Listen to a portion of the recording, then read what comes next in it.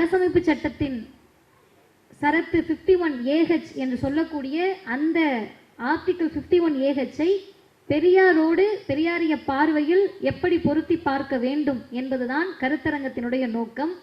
இந்த தலைப்பை இன்றைக்கு நாம் பேச தொடங்கவில்லை.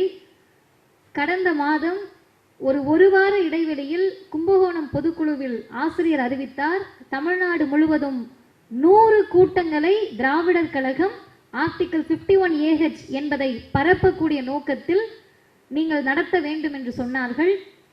சொன்ன ஒரு வாரத்தில் இன்றைக்கு தேதி தமிழ்நாட்டில் 100 கூட்டங்களை திராவிடர் கழக தோழர்கள் நடத்தி முடித்திருக்கிறார்கள்.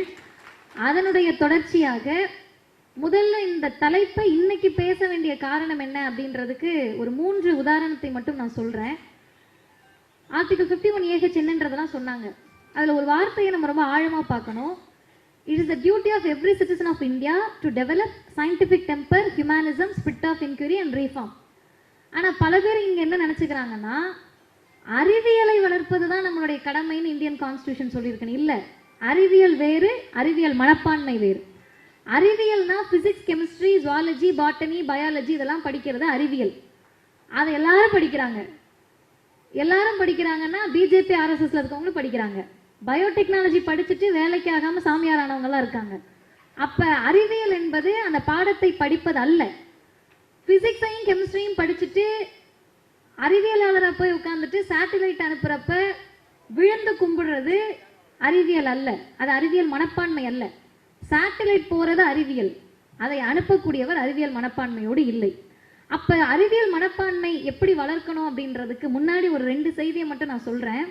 முதல் செய்தி, ஒருத்தர் வந்து பள்ளிக்கூடத்துல பேசினாரு, அதெல்லாம் நமக்கு தெரியும். அவர் ஒரு வார்த்தையை சொன்னாரு, புத்தகத்தில் தேடாதீர்கள், மத்தகத்தில் தேடுங்கள்னு. புள்ளெல்லாம் முதல்ல மத்தகம்னா என்னன்னு போய் தேட ஆரம்பிச்சிட்டாங்க. மத்தகம்னா என்னன்னு யாருக்கு தெரியும்? அதை போய் நீங்க தேடுங்க அப்படின்னு. இது புரியாத மாதிரி பேசினாதான் தங்களை அறிவாளிகள் என்று காட்டிக்கொள்ள முடியும் என்று நினைக்கக்கூடியவர்கள் ஒரு பக்கம். இன்னொரு பக்கம் சுனிதா வில்லியம்ஸ் என்ற விண்வெளி வீராங்கனை, அவங்க இன்றைக்கு எப்போது திரும்ப பூமிக்கு திரும்புவாங்கன்னு தெரியாத ஒரு சூழல்ல இருக்காங்க. அவர்கள் பயணித்த அந்த விண்கலம் பூமிக்கு வந்துருச்சு. ஆனால் அவர்கள் இன்றைக்கு அந்த விண்வெளியில் இருக்கக்கூடிய சர்வதேச விண்வெளி ஆராய்ச்சியகத்தில் இருக்கக்கூடிய சூழல், இதை எல்லா சேனல்லையும் நியூஸ் கார்டில் போடுறாங்க. அப்போ போடுறப்ப தொடர்ந்து எப்போ வருவாங்கன்னு தெரியல, பிப்ரவரி 2025 தான் திரும்புவார் என்று நினைக்கிறோம் அப்படின்ற செய்தி வருது. கூச்சமே இல்லாம, ஒரு நிமிஷம் கூட தயக்கமே இல்லாம தேங்க்ஸ் காட் அப்படின்னு போடுறாங்க. அவருக்கே கடவுளே ஒருவேளை இருந்திருந்தாருன்னா அவர் என்ன நினைப்பாரு? ஆமை ஜோக் டு யூன்னு நினைக்க மாட்டாரா? எனக்கும் அதுக்கு என்ன சம்மந்தம்னு நினைக்க மாட்டாரா? நானா அந்த அம்மாவை அங்கே கொண்டு போய் விட்டேன்னு நினைக்க மாட்டாரா? ஒரு விண்வெளி ஆராய்ச்சியை நம்ம ஆட்கள் ஒரே ஒரு கமெண்ட்ல கடவுளுக்கு நன்றி. இந்த குரூப் யாருன்னு கேட்டா 9 கோளும் ஒன்றாய்க்கான பிள்ளையார்பட்டி வர வேண்டும்ன்ற குரூப். எப்படி 9 கோளையும் நீங்க போயிட்டு அங்க பிள்ளையார்பட்டியில பார்க்க முடியுன்ற மாதிரி இன்னைக்கு சுனிதா வில்லியம்ஸ் அங்க விநாயகர் சதுர்த்தி கொண்டாடிட்டு இருப்பாங்கன்னு இவங்க நினைச்சிட்டு இருப்பாங்க. அப்ப நான் முன்னாடி சொன்ன குரூப் யாருன்னு கேட்டா, அதை தேடுங்கள் இதை தேடுங்கள் என்று புரியாத மொழியில் பேசி தங்களை அறிவாளிகளாக காட்டிக்கொள்ள நினைக்கக்கூடிய சமூகத்தில் தான் மக்களுக்கு எது புரியுது? ஆராய்ச்சியாளர்களுக்கு புரியணுன்ற அவசியம் இல்லை, அறிவியலாளர்களுக்கு புரியணுன்ற அவசியம் இல்லை, மெத்த படித்த மேதாவிகளுக்கு புரியறதுக்காக நான் பேசல. பாமர மக்களுக்கு மான உணர்ச்சி வருவதற்காக நான் பேசுகிறேன் என்று பேசிய தலைவர் பகுத்தறிவு பகலவன் தந்தை பெரியார் அவர்கள். அறிவியல் மனப்பான்மையை வளர்க்கிறது அப்படின்றது ரொம்ப ஈஸின்னு நினைச்சிட்டு இருக்காங்க இன்னைக்கு. இது என்ன தீகாக்காரவங்க பேசுறதுதான் பெரிய விஷயமானு. உனக்கு என்ன தோணுதோ அதை மட்டும் செய், யார் சொல்லுவதையும் கேட்காதே என்று சொன்ன சாக்ரட்டிஸ் விசக்கோப்பையை கொடுத்து சாகடிக்கப்பட்டார். அறிவியல் மனப்பான்மையோடு பூமி தான் சூரியனை சுத்துது, சூரியன் அப்படியே தான் இருக்கு என்று சொன்ன காரணத்திற்காக இங்கிருந்த நம்முடைய உலக நாடுகள் போற்றி பாராட்ட வேண்டிய கோப்பர்நிக்கஸும் கலீலியோ அவர்களும் அரசினுடைய கொடுமைக்கு ஆளாக்கப்பட்டு கொலை செய்யப்பட்டார்கள். ப்ரூனோ எரித்து கொல்லப்பட்டார். இவங்கெல்லாம் சாகடிக்கப்பட்ட உலகத்தில் நரேந்திர தொபால்கர், கல்புர்கி, கௌரி லங்கேஷ் இவர்களையெல்லாம் சாகடித்த ஆர்எஸ்எஸ் கிளையமைப்பான சனாதன் சன்ஸ்தா இருக்கக்கூடிய இந்த மண்ணில் தான் சாகின்ற 95 வயது வரை அறிவியல் மனப்பான்மையை பரப்பியது மட்டுமல்லாமல் கடவுள் இல்லை, கடவுள் இல்லை, கடவுள் இல்லவே இல்லை என்று சொல்லி வாழ்ந்த தலைவர் தந்தை பெரியார். அப்ப இவங்களெல்லாம் கொன்றவர்களுக்கு பெரியாரை கொலை செய்வது பெரிய காரியமா? பெரியாருக்கு அச்சுறுத்தல் வந்திருக்காதா? ஐயா அதை ரொம்ப ஸ்ட்ராங்கா சொல்றாரு. புத்தரை இன்னைக்கு மகாவிஷ்ணுவோட அவதாரம்னு சொல்லிட்டாங்க. சமணர்களை கழுவேற்றி கொன்று விட்டது இந்த பார்ப்பனியம். சீர்திருத்தம் பேச வந்த எல்லாரையும் இவர்கள் காவு வாங்கிட்டாங்க, கொலை பண்ணிட்டாங்க. என்னை மட்டும் ஏன் விட்டு வைத்திருக்கிறார்கள் என்று நீங்கள் நினைக்கலாம். ஐயாவே சொல்லிட்டு பதில் சொல்றாரு, என்னை இவர்கள் விட்டு வைத்திருக்கிறார்கள் என்று சொன்னால் ஒரே காரணம்தான், நம்முடைய எதிரி யார் என்பதை நான் அடையாளப்படுத்தி இருக்கிறேன். பார்ப்பனர்களும் பார்ப்பனியமும் எதிரி. என்ன ஏதாவது பண்ணிட்டேன்னா எங்க ஆளுங்க உன்னை விட்டுருவாங்களா என்ற கேள்வி அது. அந்த கேள்வியை கேட்கிற போதுதான் அறிவியல் மனப்பான்மை ஆர்டிகல் 51A முதல் விஷயம். ரெண்டாவது விஷயம் முக்கியமானது, அறிவியல் மனப்பான்மை மட்டும் ஐயா இங்க வளர்க்கல. அறிவியலை ஐயா பேசியதற்கு முதல் காரணமும் கடைசி காரணமும் மனிதநேயத்தை வளர்ப்பதற்காக மட்டுமே பகுத்தறிவை பெரியார் பேசினார். ஹியூமனிசம் ரொம்ப அடிப்படையான விஷயம். ஹியூமனிசம், நம்ம எல்லாருமே ஹியூமன், அதுல மாற்று கருத்தே இல்லை. ஆனால் எல்லாரும் ஹியூமனிசத்தோடு ஹியூமானிட்டியோடு நடந்துக்கிறோமானா கேள்விக்குறி. எல்லாரையும் சேர்த்தே நான் சொல்லுகிறேன். அந்த சமூகத்தில் பெரியார் பெருசாலாம் படிக்கல, ஒரே வார்த்தை கேட்கிறாரு, மனிதனுக்கு மனிதன் தொடக்கூடாது, கண்ணில் படக்கூடாது, தெருவில் நடக்கக்கூடாது, குளத்தில் நீர் எடுக்கக்கூடாது, கோவிலுக்குள்ள வரக்கூடாது, எல்லாத்தையும் சொல்லிட்டாரு.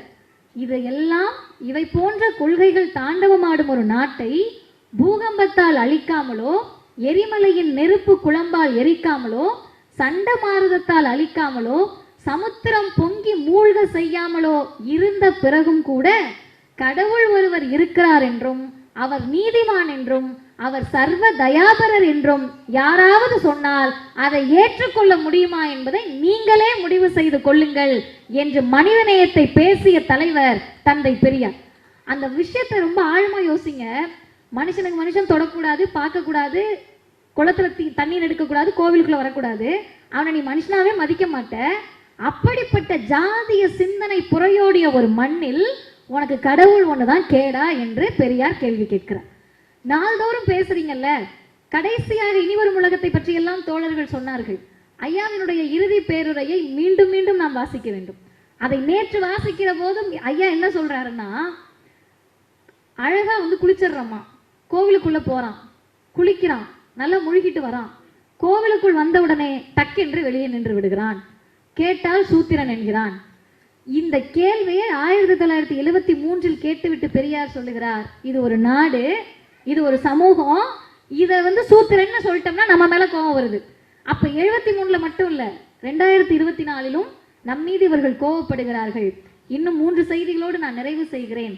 பெரியார் என்ற ஒரு தலைவரை எப்படி பார்க்க வேண்டும் என்று சொன்னால், அறிவியல் மனப்பான்மையை வளர்த்து அதன் மூலமாக மனிதநேயத்தை பறைசாற்ற விரும்பிய தலைவர். அதோடு நிற்கவில்லை, ஸ்பிரிட் ஆஃப் இன்குரி என்றால் ஆராய்ச்சி மனப்பான்மையை வளர்ப்பது. பெரியார் எல்லாத்தையும் ஆராய்ச்சி செய்கிறாரு. பெரியார் எதையுமே விட்டு வைக்கல. அவரே பட்டியலிடுகிறார், நான் அரசியல் தலைவர்களை கண்டித்திருக்கின்றேன், நானும் என்னுடைய இதழ் குடியரசும் அரசியல் தலைவர்களை கண்டித்திருக்கின்றேன், அரசியல் கட்சிகளை கண்டித்திருக்கின்றேன், மதங்களை கண்டித்திருக்கின்றேன், மத தலைவர்களை கண்டித்திருக்கின்றேன், ஜாதியை கண்டித்திருக்கின்றேன், சாஸ்திரம் புராணம் வேதம் இது எல்லாத்தையும் கண்டிச்சிருக்கேன். நீதிபதிகளை, அதை ஐயா எப்படி சொல்றாருன்னா, நீதி ஸ்தலங்களை கண்டித்திருக்கின்றேன், நியாயாதிபதிகளை கண்டித்திருக்கின்றேன், கல்வி முறையை கண்டித்திருக்கின்றேன், எல்லாத்தையும் சொல்லிட்டு கடைசியாக சொல்லுகிறார். இதுக்கு இடையில நிறைய சொல்லிட்டு கடைசியா நம்ம எப்பயுமே எப்படி இருப்போம்னா, கொஞ்சம் முகத்தாட்சனை பார்ப்போம். ஒரு கேர்டசிக்காக மேடையிலே இருக்கோம் அப்படின்னு சொன்னா மேடையில் இருக்கவங்களையும் நண்பர்களையும் நம்ம குறை சொல்ல மாட்டோம். ஆனா ஐயா அதையும் தாராளமா சொல்றாரு, என்னோடு இருக்கக்கூடிய வரதராஜ நாயுடுவை கண்டித்திருக்கின்றேன், திருவிகாவை கண்டித்திருக்கின்றேன், ராஜகோபாலாச்சாரியாரை கண்டித்திருக்கின்றேன், எல்லாரையும் கண்டித்திருக்கின்றேன். ஏன் கண்டிச்சேன் அதை சொல்லு. இன்னமும் நான் பேனாவை எடுத்தால் எதை கண்டிக்காமல் விட்டோம் என்று எனக்கே தெரியவில்லை. பேச தொடங்கினால் இன்னும் எதை கண்டிக்க வேண்டும் என்றுதான் எனக்கு தோன்றுகிறது. என்ன காரணம்? ஒரே ஒரு காரணம், இந்த திராவிட இனத்தை மான உணர்ச்சி உள்ள இனமாக மாற்ற வேண்டும் என்பதற்காக இத்தனையும் கண்டித்திருக்கிறார். சும்மா கண்டித்து விட்டாரா? ஆராய்ச்சி செய்து கண்டித்தார். அந்த ஆராய்ச்சி மனப்பான்மை ஐயா கிட்ட இருந்துச்சு. இன்னும் எனக்கு நினைத்தால் ஆச்சரியமா இருக்கிறது, இந்தியன் கான்ஸ்டிடியூஷன்ல PhD படிச்சவங்களுக்கு கூட தெரியாது இந்திய அரசமைப்பு சட்டம் ஜாதியை பாதுகாக்கிறது என்பது. ஆனால் தெரிந்த ஒரே தலைவராக தந்தை பெரியார் மட்டும்தான் இருந்தார். இந்தியன் கான்ஸ்டிடியூஷனை எதிர்க்கிறதுக்கு ஆர்எஸ்எஸ்க்கு இன்னைக்கு காரணம் இருக்கு, பிஜேபிக்கு இன்னைக்கு காரணம் இருக்கு. இந்திய அரசமைப்பு சட்டத்திற்கு பதிலாக மனு தர்மத்தை கொண்டு வரணும்னு பிஜேபி சொல்றாங்க. அதே தானே நீங்களும் சொல்றீங்க, நம்மளை பார்த்து கேள்வி கேட்பார்கள். ஒரே ஒரு திருத்தம் தான், இந்திய அரசமைப்பு சட்டத்தை மாற்ற வேண்டும், திருத்த வேண்டும் என்று ஆர்எஸ்எஸும் பிஜேபியும் சொல்வதற்கு காரணம் இந்திய அரசமைப்பு சட்டம் அனைவரையும் சமமாக நினைக்க வேண்டும் என்று சொல்லுவது. தந்தை பெரியாரும் திராவிடர் கழகமும் இந்திய அரசமைப்பு சட்டத்தின் பிரிவுகளை எரித்த காரணம் ஏதாவது ஒரு பிரிவில் கூட அனைவரும் சமமில்லை என்ற ஒரு கூறு கூட இந்திய அரசமைப்பு சட்டத்தில் இடம்பெற்றுவிடக் கூடாது என்று இரண்டுக்கும் மிகப்பெரிய வித்தியாசம் இருக்கிறது. ஆராய்ச்சி செய்து எல்லாத்தையும் கண்டிச்சிட்டாரு. நாலாவது ரீஃபார்ம், இந்த சீர்திருத்தம் அப்படின்றது ஒரே நாள்லாம் வந்துடாது. பெரியாருடைய நம்மளெல்லாம் பார்த்து கேட்பாங்க, எங்களெல்லாம் பார்த்து கேட்டிருக்காங்க. நான் ரயிலில் போகிறப்போ ஒரு அம்மா வந்து அந்த கிறிஸ்தவர் ஒரு அம்மா, அவங்க ஏறினோடனே என்னை பார்த்துட்டு கிறிஸ்டியன் நினச்சிட்டு, வழக்கமாக அது நடக்கும், மணியம்மைக்காவுக்கு அது அது தடவை நடந்திருக்கு. பேச ஆரம்பிக்கிறப்பயே அப்படி அம்மா இப்படி அம்மான்னு கேட்குறாங்க. 2 நிமிஷம் ஒரு 5 நிமிஷம் வரைக்கும் போகுது. திரும்ப இவங்க வந்து எப்படியோ என்னோட ஃபோனில் இருக்கிற பின்னாடி கவரே ஏதோ பார்த்து கண்டுபிடிச்சிட்டாங்க. நான் ரொம்ப சராமரியாக திட்டினாங்க, அதெல்லாம் வேண்டாம் இப்போ நமக்கு. அதெல்லாம் திட்டி முடிச்ச பிறகு நான் அவங்க கிட்ட சொன்னேன், என்னம்மா பிரச்சனைன்னு கேட்டால், அவங்க புதுச்சேரியில் அவங்க சொந்தக்காரங்க இருக்காங்களாம். அவனும் இப்படித்தான், பிள்ளைக்கு ஒரு நல்லது நடக்கிறதுல கெட்டது நடக்கிறதுல என்னதான் பண்ணுவீங்க நீங்களாம், ஏதோ வாழ்றதுக்கே தகுதியற்றவர்கள் போல நம்மை பார்த்து என்னதான் பண்ணுவீங்கன்னு கேட்டாங்க. அந்த என்னதான் பண்ணுவீங்கன்ற ஒரு கேள்வி இருக்குல்ல, அந்த ஆல்டர்னேட்டிவ் கல்ச்சரை பெரியார் கொடுத்திருக்கிறார். என்ன நம்மளால செய்ய முடியாது? பெயர் வைப்பதில் ஜாதி இருந்தது, பெயர் வைப்பதில் மதம் இருக்கிறது, பெயர் வைப்பதில் வேற்றுமை இருக்கிறது, பெயர் வைப்பதில் பாலின வேற்றுமை இருக்கிறது. பெரியார் கிட்ட குழந்தை பெயர் கொடுத்தா கியூபான் பேர் வைக்கிறாரு, மாஸ்கோன் வைக்கிறாரு, ரஷ்யான்னு வைக்கிறாரு. என்னங்க எப்படி வைக்கிறேன்னு கேட்டா, நீ சிதம்பரம் பழனி திருப்பதிலாம் வைக்கிறார்ல, நான் ரஷ்யா கியூபான்லாம் வைக்க கூடாதான்னு கேட்கிறாருல. அந்த சீர்திருத்தத்தின் விளைவுதான் இன்றைக்கு மதிவதனையும் பகுத்தறிவு சுயமரியாதை தொண்டரமாக இந்த இடங்களில் நாங்கள் அமர்ந்திருக்கிறோம். ரெண்டாவது, இந்த கல்யாணம் அப்படின்னு சொன்னாலே பார்ப்பனரை கூப்பிட்டு தான் கொண்டாடணும் என்று இருந்தது என்பது, பார்ப்பனரை கூப்பிட்டு அவர் ஐயர் வந்து தாலி எடுத்து கொடுத்தாதான் அது கல்யாணம் என்று நினைத்தது 3 வகையில் தமிழினத்திற்கு கேடு. 1 வர்ணாசிரமம் ஜாதி, 2வது பெண்ணடிமை, 3வது அறிவியல் உணர்ச்சிக்கு அது எதிரானது. இது 3ஐயும் சேர்த்து ஒரே அடியாக அடிக்கிறார். சுயமரியாதை திருமணம் என்று சுயமரியாதை திருமண முறையை பெரியார் அறிமுகப்படுத்துகிறார். சரி, பிறக்கிறோம், அதுக்கு பிறகு இது பண்றோம், எல்லாம் சரி. செத்து போனா என்ன பண்ணுவீங்க என்ற கேள்வி இருக்குல்ல. செத்து போனா அதோட விட்டுருவோம், அதுக்கடுத்து எங்க அப்பா வருவாரு, எங்க அம்மா வருவாரு, இப்படி வருவாங்க அப்படி வருவாங்க, நம்ப மாட்டோம் என்று சொல்லுவது எவ்வளவு பெரிய புரட்சி தெரியுமா? அதுக்கு துணிச்சல் வேணும். கருப்பு சட்டையை போடுவதற்கோ, அறிவியலை பேசுவதற்கோ, பகுத்தறிவை பேசுவதற்கோ, பெரியாரை பேசுவதற்கோ வெறும் வாயும் கையும் இருந்தா பத்தாது. அதையெல்லாம் தாண்டி மிகப்பெரிய துணிச்சலும் உறுதியும் இருப்பவர்கள் மட்டுமே பெரியாரியத்தை பேச முடியும். என்னுடைய தந்தை இறந்த போது எனக்கு வயது 15. ஒருவேளை நான் சாமி கும்பிட்ற பிள்ளையா இருந்தா, என்னைக்காவது ஒரு நாள் எங்க அப்பாவோட ஆன்மா எங்கேயோ சுத்திக்கிட்டு இருக்கு, அன்னைக்கு வந்துருவாரு இன்னைக்கு வந்துருவாரு என்ற நம்பிக்கையோடு சுத்திட்டு இருந்திருப்பேன். 16வது நாள் காரியம் நடந்திருக்கும், திதி கொடுத்திருப்போம், 30வது நாள் காரியம் நடந்திருக்கும், வருஷம் வருஷம் எங்க அப்பா வந்துருவாருன்ற நம்பிக்கையில பார்ப்பனர்களுக்கு கொட்டி அழுதிருப்போம். ஆனால் பெரியார் என்ற தலைவர் கொடுத்த தைரியம் என்ன தெரியுமா? இறந்தவர்கள் மீண்டும் வரமாட்டார்கள், இறந்தவர்களை வாழ வைக்க முடியும் என்றால் உடற்கொடை கொடுங்கள் என்று சொல்லி மனிதநேயத்தை பேசிய இயக்கம் திராவிடர் கழகமும் தலைவர் தந்தை பெரியாரும். அப்படிப்பட்ட துணிச்சலோடு அறிவியல் மனப்பான்மையை வளர்த்து, மனிதநேயத்தை வளர்த்து, ஆராய்ச்சி மனப்பான்மையை வளர்த்து, அதன் மூலமாக சீர்திருத்தமாக கொடுத்த தலைவர் பெரியார் என்பவர். அறிவியல்ல 2 தியரி இருக்கும், பிராக்டிக்கல் இருக்கும். தியரி அப்படின்றது எல்லாரும் படிச்சிடலாம், யாருனாலும் படிச்சிடலாம், 100க்கு 100 யாருனாலும் வாங்கிடலாம். பிராக்டிக்கலா அதை நடைமுறைப்படுத்துறதுக்கு பகுத்தறிவு வேணும். பெரியார் பிராக்டிக்கலாக வாழ்ந்தார், டெமான்ஸ்ட்ரேஷனா வாழ்ந்தாரு. டெமான்ஸ்ட்ரேஷனை நம்மளை வாழ சொல்லல, அவரே ஒரு டெமான்ஸ்ட்ரேஷனாக வாழ்ந்த தலைவர் தந்தை பெரியார். பிள்ளையார் எடுக்கிறாரு, முழு முதல் கடவுளா? பிள்ளையார் சொல்லி போட்டு தான் தொடங்குவியா? இவர் ஏதாவது பண்ணவே முடியாதா? அவ்வளோ பெரிய ஆளா? போட்டு ஓட முடிஞ்சது டெமான்ஸ்ட்ரேஷன்.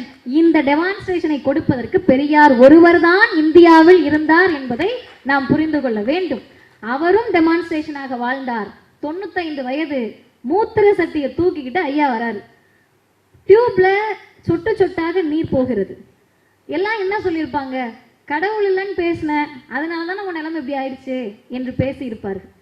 ஹெர்னியா நோய், குடல் இறக்கம், கடவுள் இல்லைன்னு சொன்ன, அதனால தானே இப்படி போயிட்ட. இப்ப ஒண்ணு வேண்டாம், நாமளே செத்துட்டோம், நானே செத்துட்டேன்னு என்ன சொல்லுவாங்க, எத்தனை பேச்சு பேசினா அல்பாயுஸ்ல போயிட்டேன்னுவாங்க. ஆனால் பெரியார் அதற்கும் டெமான்ஸ்ட்ரேஷனாக வாழ்ந்தார். கடவுள் இல்லை என்பதோடு நிறுத்தவில்லை, அடுத்த கடவுள் இல்லை என்பதோடு நிறுத்தவில்லை, இல்லவே இல்லை என்று கன்ஃபெஷன் ஸ்டேட்மெண்ட்டை கொடுத்து 95 வயது வரை வாழ்வியல் முறையாக வாழ்ந்து காட்டிய தலைவர் தந்தை பெரியார். அந்த வகையிலே இன்றைக்கு சிங்கப்பூரில் பெரியாருடைய பிறந்த நாளை தமிழர் தலைவர் ஆசிரியர் அவர்கள் கொண்டாடி கொண்டிருக்கிறார்கள். அது நமக்கு சொல்லக்கூடிய செய்தி ஒன்றே ஒன்றுதான், தமிழ்நாட்டை கடந்துட்டா மகாவிஷ்ணுக்கு ரோல் கிடையாது, தமிழ்நாட்டை கடந்துட்டா உங்கள் ஜாதிக்கு மதிப்பு கிடையாது, வட இந்தியாவை கடந்துட்டா உங்களுடைய மதத்திற்கும் இந்து ராஜ்யத்துக்கும் ரோல் கிடையாது, அமெரிக்காலையும் ரஷ்யாலையும் ஜெர்மனிலையும் போயிட்டு பிள்ளையார் பால் குடிக்கிறார், புத்தகத்துல தேடாத மத்தகத்துல தேடு என்று சொன்னால் நம்மை முட்டாளாக பார்ப்பது மட்டுமல்ல, மனப்பிறழ்ச்சி உள்ளவர்களாக தான் நம்மை பார்ப்பார்கள் என்பதை இந்த சமூகத்திற்கு நாம் சொல்ல வேண்டிய கடமை இருக்கிறது. இந்த மண் எதை சாதித்திருக்கிறது என்று சொன்னால், சங்கராச்சாரியார் தொடங்கி மகாவிஷ்ணு வரை நீங்கள் இந்த சமூகத்திற்கு எதிராக இருந்தால் கைது செய்ய முடியும் என்பதை மாற்றி காமித்த ஒரே மண் தமிழ்நாடு தான். அந்த தமிழ்நாடு பெரியார் மண்ணாக இருக்கிறது. உலகம் இன்றைக்கு பெரியார் மயமாக மாறி இருக்கிறது. அதற்கான அடித்தளத்தை இட்ட தமிழர் தலைவர் ஆசிரியர் அவர்களுக்கு அனைவரின் சார்பிலும் நன்றியை தெரிவித்து, சமூக நீதி நாளாக ஒரே ஒரு செய்தி, ஐயா சுபவி அவர்கள் சொன்னதை நான் முன்னாடியே சொல்லணும்னு நினைச்சேன். ஒரு இன்டர்வியூல ஐயாட்ட கேட்டாங்க, செப்டம்பர் 17க்கு விடுமுறை விடலாம்ல அப்படின்னாங்க. ஐயா ஒரே வார்த்தை சொன்னாரு, விடுமுறை விட்டா அந்த பார்ப்பனர்கள்லாம் வீட்டுக்கு போயிடுவாங்க, சமூக நீதி நாள் உறுதிமொழி ஏற்க வேண்டும் என்பதுதான் அவர்களுக்கு கிடைத்திருக்கக்கூடிய மிகப்பெரிய தண்டனை என்று சொன்னார். அந்த தண்டனையை பார்ப்பனர்கள் அனுபவிப்பதற்கான வாய்ப்பை ஏற்படுத்தி கொடுத்த தமிழ்நாட்டின் முதலமைச்சருக்கும் நன்றியை தெரிவித்து நிறைவு செய்கிறேன். வாழ்க பெரியார், வளர்க பகுத்தறிவு.